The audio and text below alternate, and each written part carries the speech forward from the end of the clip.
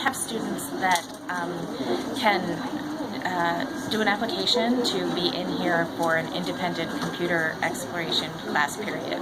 And it's open-ended, so they can work on a wide variety of projects that are interesting to them. So a lot of them work on 3D printed projects. And it's really great because it is open-ended, and it's a way that they can explore something that's not a very structured way like most of their classes are.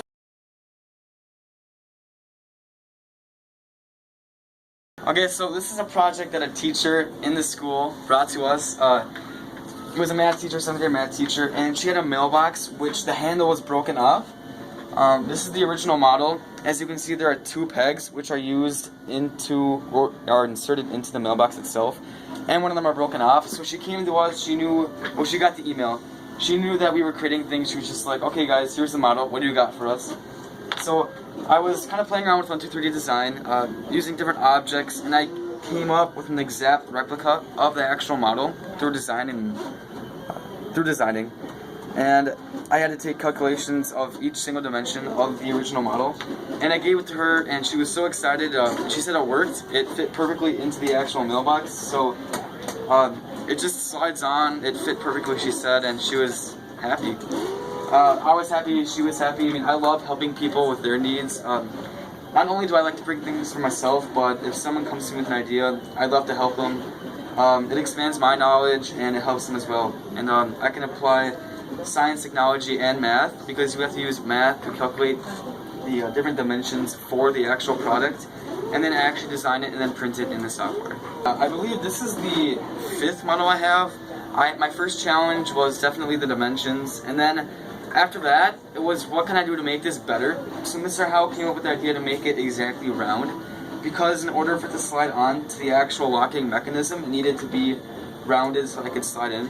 So I added things like the bump on the top, I added the extra arc on the top, and yeah. Just trial and error came up with these designs.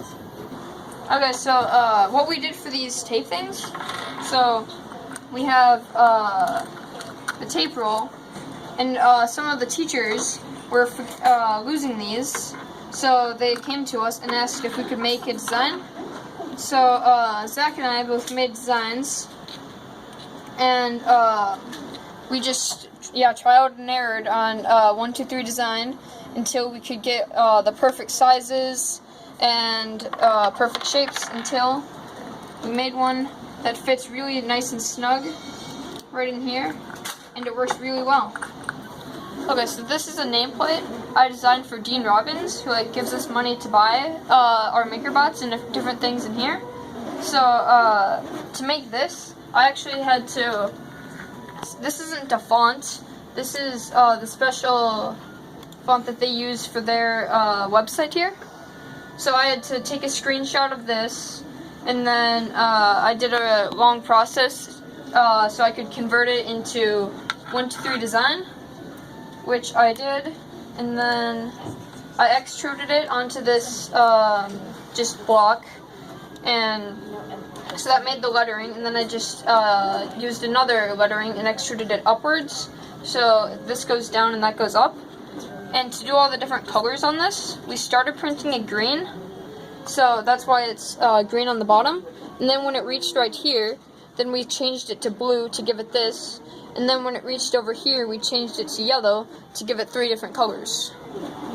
You know those straps that they have at airports, and they have poles and this slides on. So they have some of those in our cafeteria, and these pieces broke. So they had just tied the straps onto the posts. So they said, well, can they create some of these? And so a student measured all of these parts. This has a lot of pieces.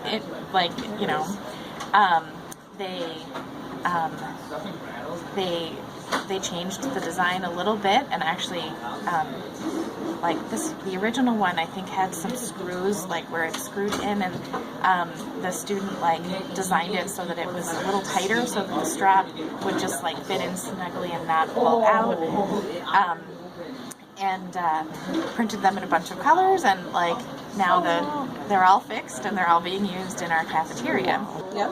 You know, so this was the handle to crank it in, back in, reel it back in. So this was their first version. It's got the little hole for the pin. Then you put the pony logo on it. But as soon as he put it onto the actual crank, he realized that all of a sudden this is way too flimsy. So he beefed it up, second version, and then the third version is the one that's on it right now. The handle was probably ½ inch in diameter, and was the full width of somebody's hand.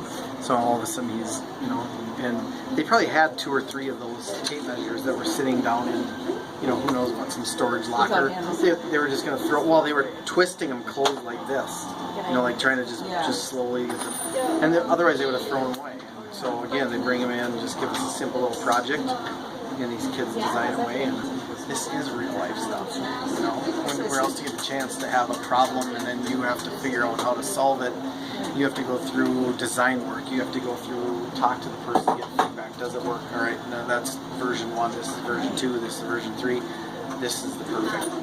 So this was the original piece, and it's some sort of key that is like in an alarm system in the office. Okay. And this it had 2 prongs, and it just slides into this key that someone in the office had, and it broke, and so the kids designed a new key for this. And so their first model was almost exactly like the original.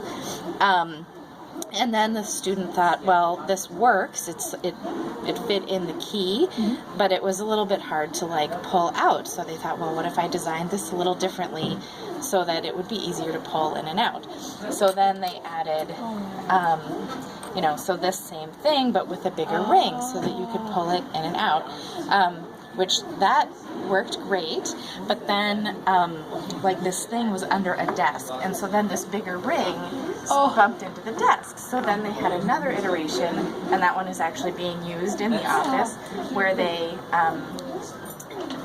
basically this design, but with a smaller ring to grab it, so that it didn't get stuck on the desk and it was still easy to pull.